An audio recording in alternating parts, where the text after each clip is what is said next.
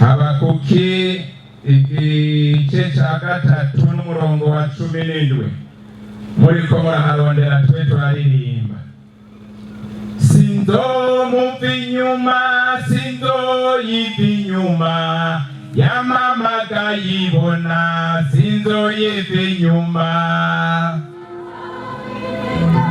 sinzoyiva inyuma, yamamaga yibona, sinzoyiva inyuma, sinzoyiva inyuma, sinzoyiva inyuma, yamamaga yibona, sinzoyiva inyuma,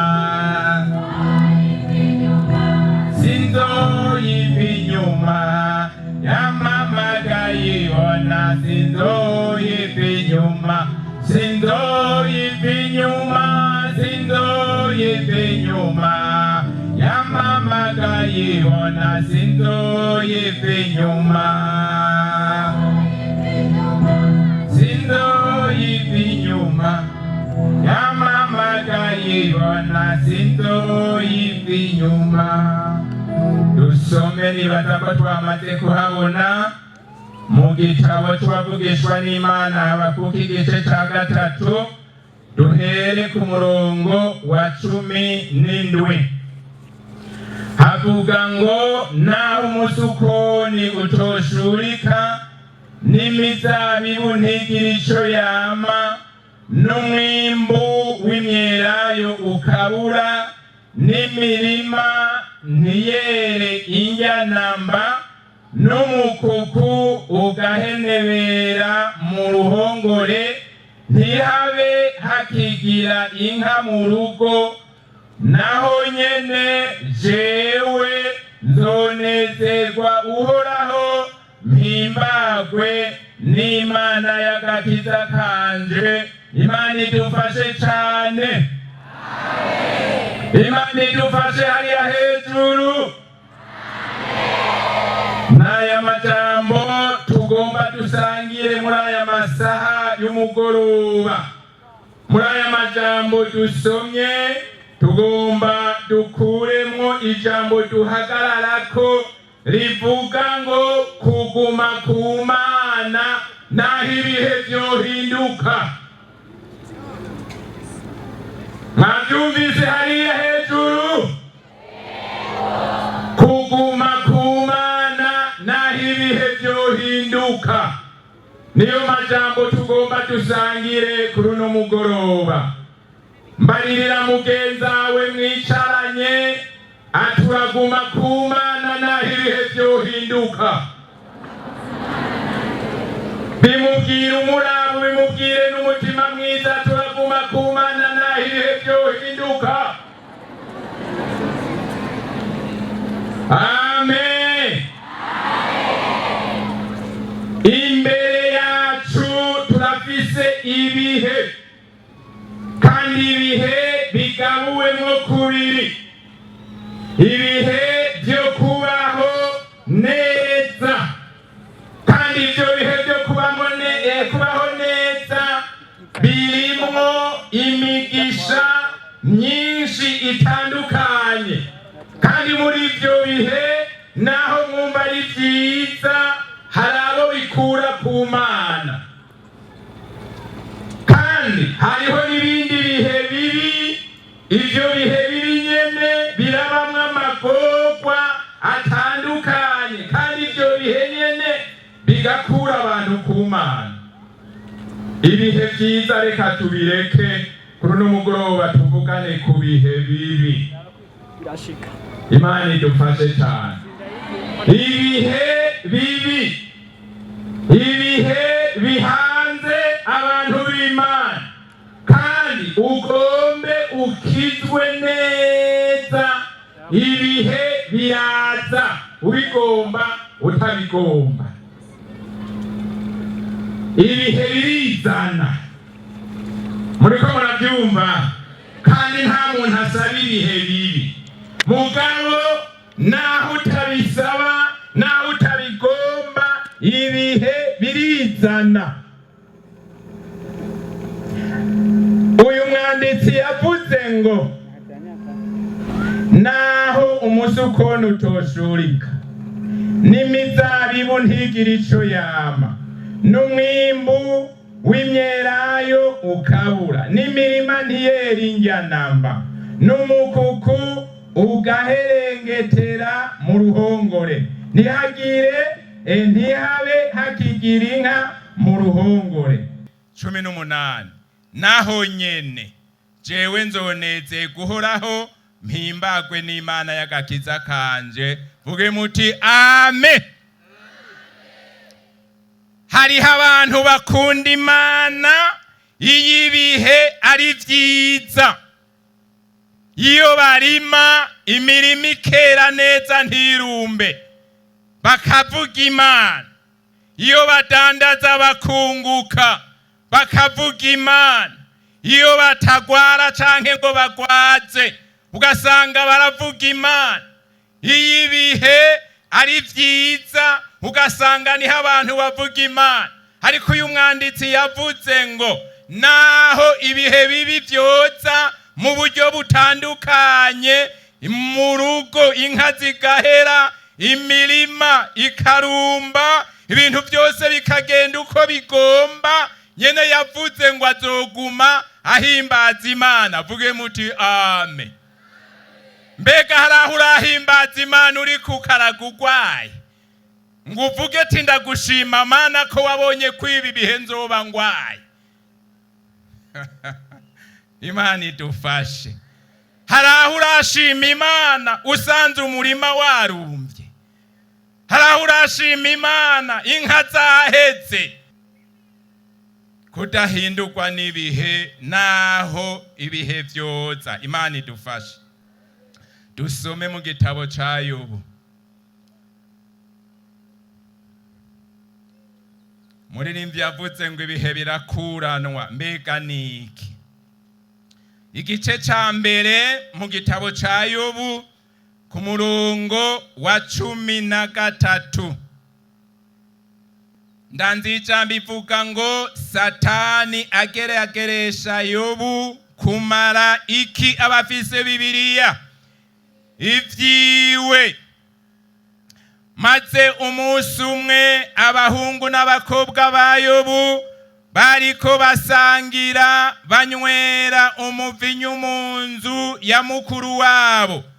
Hazimbitse kuri Yobu iti inka zariko zirarima n'indogoba zarisha iruhande yazo, maze abasabeya barazinyaze barazitwaye, mbere n'abungere babicishije inkota.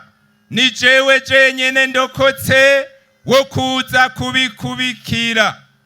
Akivuga haza uwundi nawe ati umuriro w'Imana watibutse uva mw'ijuru uyigize intama.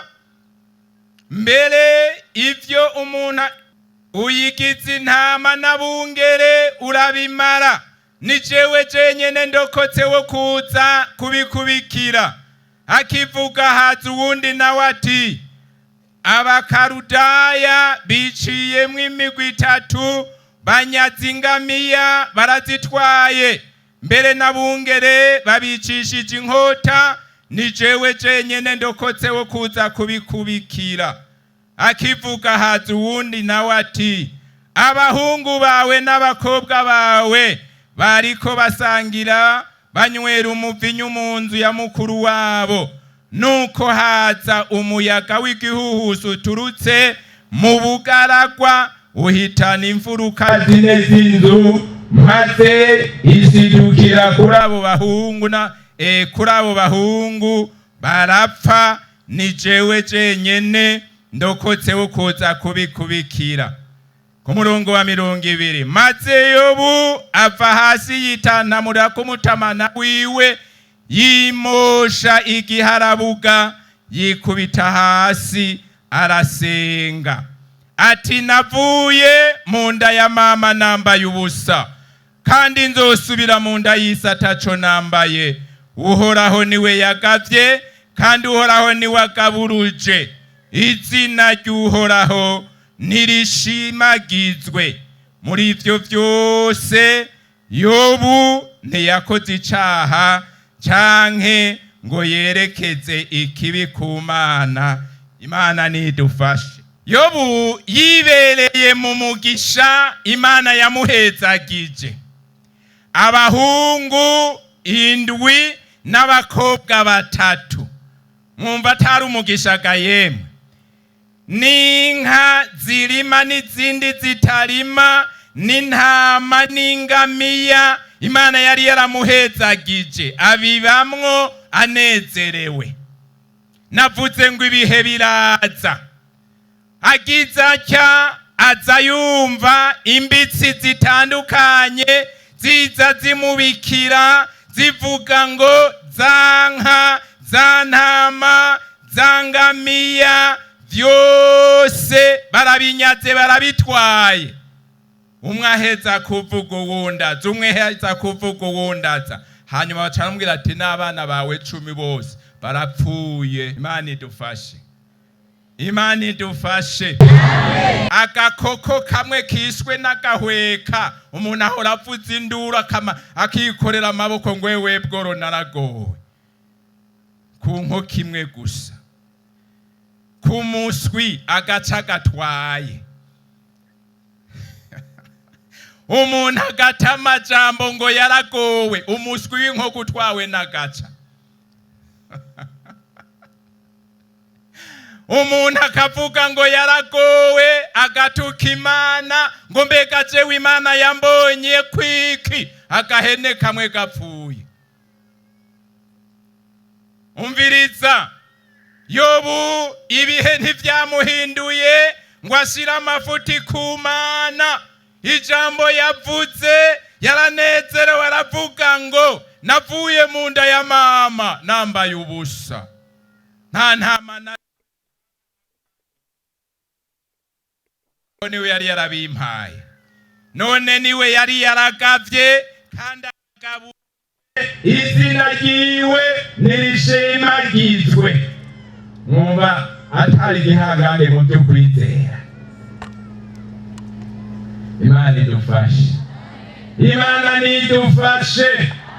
Yobu ntiyahinduwe n'ibihe, inyuma y'ibyo byose atafatwa n'ingwara y'ibihute ngo bihera mu mutwe biramanuka umubiri wose no mu kirenge. Acarapa aho yahora acagenda kunyabarega, wacafata urujo azariyagaza, inzara ntizari zikibishobora. Akiraho azabona umugore nawe amusanzeho. Mwabadamu ndabafitiye iganuke, muriko muranyumva mwabadamu? Ndabafitiye iganuke. Ibihe naho vyoba bibi, inzara igatera mu rugo, ntimuze muhindurwe n'ibihe ngo muvuge ivyo mutari mukwiye kuvuga. Hariho abadamu baryoherwa irasi yije. Iyo umugabo atasha atarasiyo bugaca bwira mu maso, naho irasiyo yobura kazima umugabo atashe. Yesu adufashe. Mukayobu rero aragenda, ibihe byaramubaye katakinywa amata, ibihe byaramubaye katacambara imisanana, ibihe byaramubaye ko irasi itakiza. Aca aragenda asanga umugabo ahari, ngo mbega n'ubu aho umeze uko uracakomeje kubaha Imana?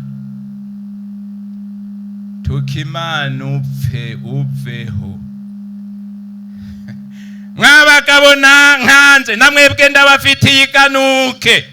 Aho umugore yo gusanga aho uryamye ku karago akakubarira uko, aho yogenda uko nye, nta jambo wohava umutekerera amuga.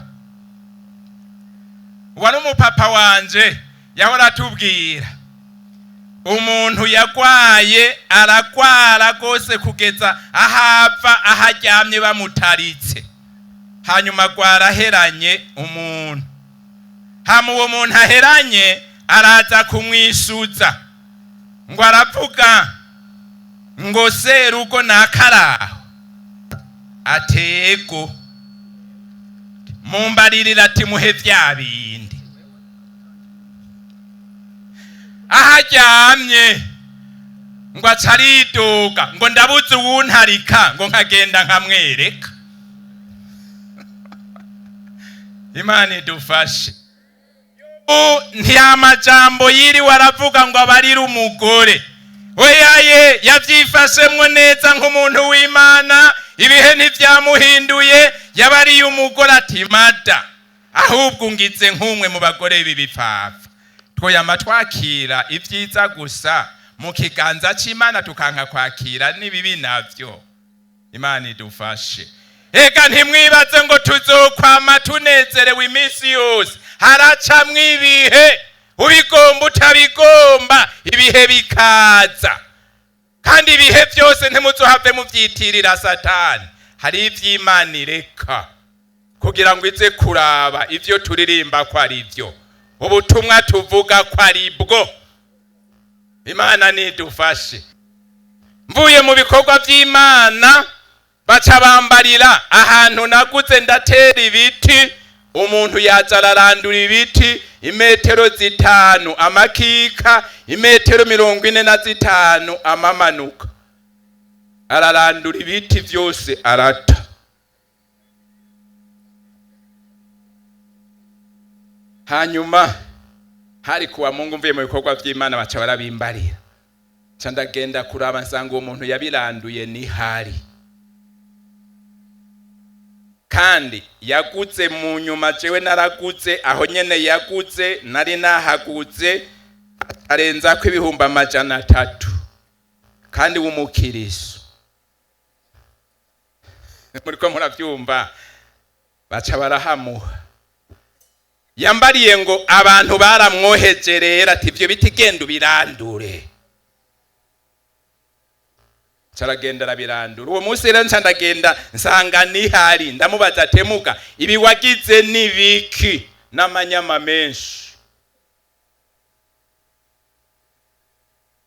Nabigize uko nyene. Abantu bakunda kuvuga ngo turaheza, ibihe biba byamaze kugutwara. Imana nidufashe. Ndamuravye mbona yahindutse, ndamenya ati iyi ni ntumwa ya Satani. Nace ndamumva impande ndataha ngo yabariye abantu ngo iyo ngumaho yari kunkubita, kandi mu buryo bw'umubiri ntiyari kunshobora. Ego urashobora gutinya umuntu ukareka ukagenda kuko wamutinye, oya agakiza. Imana nidufashe. Natashe kubera ikingera mu mutima wanje, ahantu simpave ndahandurira. Yaranduye ibiti ntiyaranduye umugisha. Amen. Ncanditahira. Haheze iminsi ndamona araje ngo numbabarire ngo kuri bijya biti naranduye. Ndamubaza ati none wabiteye? Titaha naramaze kubarira umuryango, muzozanana n'umuryango. Yesu adufashe. Ibihe biraza ubona ngo bipime ubutumwa tuvuga ko ari bwo, indirimbo turirimba ko ari zo. Muriko muravyumva? Yaraze azanana na mama wiwe na mwene wabo, imbabazi narazitanze. Muriko muravyumva? Zivuye hari umuntu akubwira ngo ndakubabariye mugabo kumunwa gusa mu buryarya.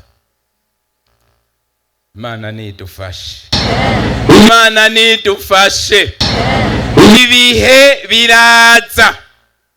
Dusome mu gitabo kigira 2 ca Samweli mu gice ca 15, dusome umurongo wa 30.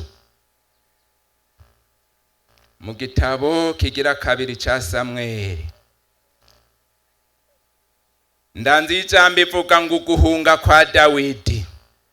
Maze Dawidi atangura kuduga umusozi Elayono, aduga agenda ararira, yitwikiriye mu mutwe atambaye inkweto, kandi abantu biwe bose bari kumwe nawe bitwikira mu mutwe, baduga bagenda bararira. Imana idufashe. Barizwa niki? Dawidi yibereye mu mugisha wo kuba umwami, agize atya aza yumva umuhungu wiwe Abusalomo yamukuye ku ngoma. Hajya ntageragezwa ribabazwa nk'igeragezwa ryo mu nzu. Igeragezwa ryo mu nzu riragora kwihanganira. Agize atya aza yumva iyo nkuru, acabarira abantu biwe ati ngo duhunge ntidupfe. Baca barahunga. Bibiri ivuga ngo atambaye ibirato. Amabuye ariko aramucumita, akamenya ko igeragezwa rivuye ku muhungu wiwe. Bibiri ivuga ngo bagenda bararira. Ahandi bavuze ngo amagorwa ntasiga yandi. Soma 16 igice ca 16 n'umurongo wa 5. Havuga ngo Shimeyi atuka Dawidi. Maze umwami Dawidi ashitse i Bahurimu, hasokoro ku muntu wo mu muryango wa Sawuli yitwa Shimeyi mwene Gera, agenda aramutuka inzira yose. Agenda aratera umwami Dawidi amabuye n'abantu biwe bose, kandi abantu bose n'abahizi bose bari bamuhagatiye iburyo n'ibubamfu. Uku niko Shimeyi yagenda aramutuka avuga ati, genda urakagenda wa mwicanyiwe, wa mugesera we, woragusubije ku mutwe amaraso yose y'ab'inzu ya Sawuli, uwo wishize mu gishingo ciwe ukiyimika. None Uhoraho agabiye Abusalomu umuhungu wawe ubwo bwami. Awa ivyo wakoze biragukoze, kuko uri umwicanyi. Maze Abishayi mwene Seruya abaza umwami ati, ariko nigiki gitumye tureka uwo muvyimba w'imbwa akagenda aragutukaga mwami wanje nyene inganji? Hinge njabuke ndamuca izosi. Umwami aramwishura ati, dusangiye ikiga yemwe bana ba Seruya? Niyaba antutse Uhoraho ari we yamubariye ati tuka Dawidi, hari uwoshobora kumubwira ati ivyo bitewe niki? Mbere Dawidi abarira Abishayi n'abantu biwe bose ati, ku mwana wanje nikuriye mu nda arondera agatwe kanje, mbega urya mu Benyamini we ntarushiriza? Nuko mureka ntuke, kuko Uhoraho ari we yabimubariye. Kumbure Uhoraho azoraba amagorwa yanje, ampa ivyiza mu gishingo ciyo mivume mvumwe uyu musi. Nuko Dawidi n'abantu biwe bakomeza inzira. Shimeyi agenda akikamye umusozi ubangikanye, nawe agenda aramutuka atera amabuye asura umukungugu. Nuko umwami n'abantu bose bari kumwe nawe bashika i Ayerifimu aruhukirayo. Imana idufashe. Dawidi ariko arahunga, nkahajya hakurya mbona haca haza umuntu, acagenda aratuka Dawidi ariko arahunga. Ivyo yamututse mwavyumvise. Uwo bari kumwe na Dawidi ivyo bintu biramubabaza, ivyo bitutsi biramubabaza. Acabarira Dawidi ati, mbega uwo muntu atubaha ntiwonde kurangende nkamuca izosi. Imana idufashe. Imana idufashe. Dawidi aca abarira abantu ati, dusangiye ikiga yemwe bana ba Seruya? nimba uhoraho ari wabwiye uwo muntu ngo anuke, ninde yobibuza? Numureke, Imana irashobora kumpa umugisha mu gishingo cy'iyo mivumo. Imana ishimwe cyane, Imana ishimwe. Reka bakuvuma bakuvume, sibo Mana. Imana irahindura imivumo abantu bavumye ikayuhindura ubusa. Dufise Imana ihindura ibihe bibi bikaba bikarengana, akazi ibihe vyiza, ibihe vy'inzara ikabivunja, hakaba ibihe vy'agahimbo. Amen, amen, amen, amen. Izarefati amapfa yateye, umuntu yaribereye umupfakazi azabona umukozi w'Imana mu rugo rwiwe. Ndabifurize kudahindurwa n'ibihe, naho inzara yoba yateye, ivyo Imana yabahejagize muzobihe akabandi. Amen, amen, amen. Gutanga bizana umugisha kandi biruta guhabwa. Yesu abahezagire. Imana twizeye ni Imana ihindura ibihe. Twayumvise ngo ntidende bukigwa. Amen. Ntiruha nk'uko abantu baruha. Twegamiye Imana ifise ububasha bwose. Niyo nyene imigisha, niyo yatanguje ibiharage vya mbere, niyo yatanguje imyumbati ya mbere. Iriho naho ivyo vyorumba, yene iracari ku ngoma. Vuge muti amen. Undi mudamu yararimye ibijumbu birakunda neza, arishima ati buca dutubura umukanda turye n'umuryango. Hama umunsi urizina agenda gusoroma ivyo gutanga umushuzo. Mbega ino muratanga umushuzo w'ivyezi? Agiye gusoroma asanga arasoroma kuva ku ntango gushika ku mutwe ibintu by'ibizibizi gusa. Avyegeranije abona n'ibizibizi gusa, aca araturikisha ararira mu murima. Ariko ararira aza yumva ngo umuntu amubwiye ati none ahurira ntiwotwara ivyo nyene.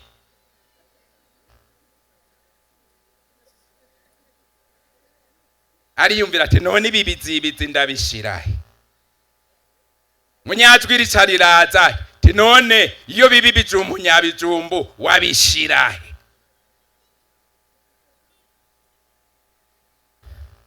Akirira aho wari gushira ibijumbu nyabijumbu niho ushira n'ivyo bizibizi. Aca aratekera atwara no ku rusengero. Abajenama muriyo canke abakomite muriyo, mbe umuntu ahora azana ibintu ku rusengero muhora mumumenya?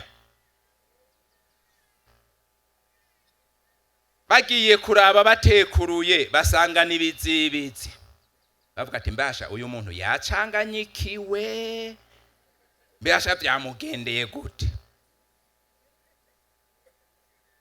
Ibintu yari guhingurube yabizanye ngaha ku rusengero, ngira ngo yayibagiye. Baca barabazanya ati mbe wamenye wabizanye? Uwundi atego namumenye. Baca baramuhamagara ati mbe wayibagiye bijya bintu wazanye kwabaye ukwibagira canke vyakugendeye gute? Mu gishingo cyo gutanga inyishu yongera ararira. Ararira ahejeje kurira caravuga ati jewe nabariwe ko nzana ivyo nyene nivyo naringiye gusoroma vy'umushuzo. Nimba muhingurube nk'uko mubivuga ivyo birabaraba, je nakoze ivyo nategerezwa gukora. Imana nidufashe. Sinzi ko basengeye ibizibizi, jewe ntumbaze. Mugabi cavuyemwo iyi Mana twizeye irateturura. Niyo nyene imigisha. Ichirahezagira vya bindi vyose vyasigara birabi bijumbu nyabijumbu. Amen. Amen. Ibihe bigahinduka uraguma ukorera Imana. Amen. Amen. Ubukene nibwatera uraguma utanga ikigira 10 c'ivyo waronse. ubukene nibwatera ntuze wibagire kwakira abashitsi nk'uko wahora. Turafise Imana ihindura ibihe, ntidende bukigwa, ntiruha nk'uko abantu baruha, ni nyenkomezi. Kuri uno mugoroba rero tugomba dusengera umuntu yumva ati jewe narahinduwe n'ibihe. Ibihe vyaguhinduye sindabizi. Urazi ibihe vyashitse mu rugo iwawe, urazi ibihe vyashitse muri korale yawe, urazi ibihe vyashitse aho ubaye, urazi ibihe vyashitse aho ukorera akazi ka misi yose, urazi ibihe vyakubayeko. Umuntu ayumva ati jewe narahinduwe n'ibihe, naze tumufashe gusenga Imana. Naya majambo Imana yashimye ko dusangira, mwese muyumvise Data wa twese wo mwijuru abahezagire. Ninde muntu yumva ati jewe nagomba Imana imbabarire, ibihe vyarampinduye, singikunda Imana, sinsegera Imana. Umuntu yumva ko ibihe vyahinduye naho yoba umwe, naze tumusengere. Navuze ibihe nta numwe bitinya. Umuntu yumva ati jewe ibihe vyarampinduye, ingo ngushike ngaha bagufashe gusenga.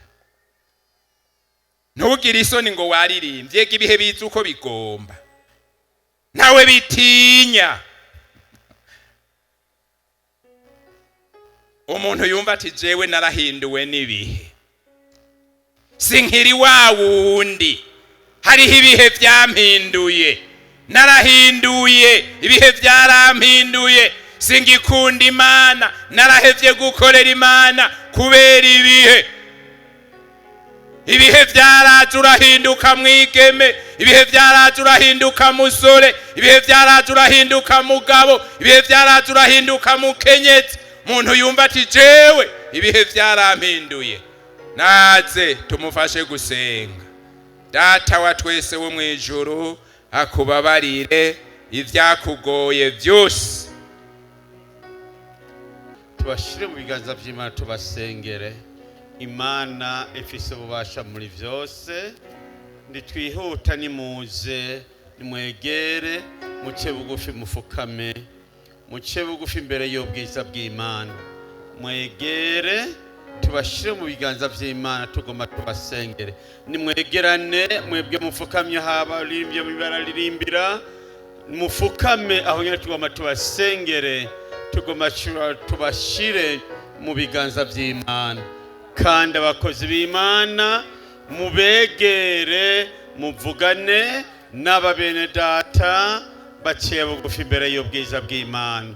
Nimuze mu muriko muraza, turabarorera, mufukame imbere y'ubwiza bw'Imana. Imana yacu yo mu ijuru niyo kwizigirwa, ce bugufi. Imana yiteze kubagirira imbabazi muri vyose. Mana Data wa twese ushoboye vyose uri mu ijuru, haleluya. Uri Imana yo kwizigirwa, uri Imana y'inyabushobozi. Turagushima Mana ko igihe cyose Kristo Yesu wera wamuteze ibiganza. None Mwami muri kano kanya, uyu munsi w'intango ya kino gikorane, intango Mwami ya kino gikorane, mw'izina rya Yesu Kristo, ijambo ryawe Mwami riramaze kuvuga. Ibihe Mwami bigenda bikuranwa, ibihe Mwami bigenda bishika by'uburyo butandukanye, ariko hamwe n'ibyo turagushima ko we uri Imana, ntiwigera uhinduka.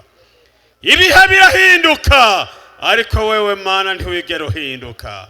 Uko warejo n'uno munsi ni kuri, ntiwigera uhindagurika namba na gatoya. None Yesu wera, muri kano kanya Mwami turahamagaye, ububasha bwawe nibwongere bukore ngabano.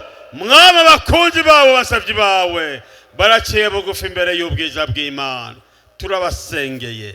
Mana nzima bagirira imbabazi, amaraso yawe nabeze, amaraso yawe Mwami nabatunganye. umuntu uwo ari we wese mwami yongere yumve kugirirwa imbabazi nawe. Yesu wera, haleluya. Yesu wera, uri uwo kwizigirwa, bagirira imbabazi umuntu uwo ari we wese mwami ibyagiye bimushikira. Yesu wera mukunzi, turabasengeye Mana, nubagirira imbabazi, nubeze, nubatunganye, bave hano bacindanishije nawe, bave hano uwo ari we wese mwami yumva yuko Kristo Yesu mwami yagiriwe imbabazi nawe. Turagushima igihe cyose Mana, wamuseruka nk'umutabazi. Yesu wera, haleluya. Uri Imana yo kwizigirwa, uri Imana y'inyabushobozi, amena. Uri Imana ihambaye. Kristo Yesu wera, urakoze, urakoze ko aba bose mwami wemeye kubagirira imbabazi. Umuntu uwo ari we wese yongere yumve guhumurizwa nawe. Urakoze ko bose wemeye kubafasha muri byose. Tubasengeye mu izina rya Yesu Kristo mwami wacu, amen. Urateramisha n'ukuri tubi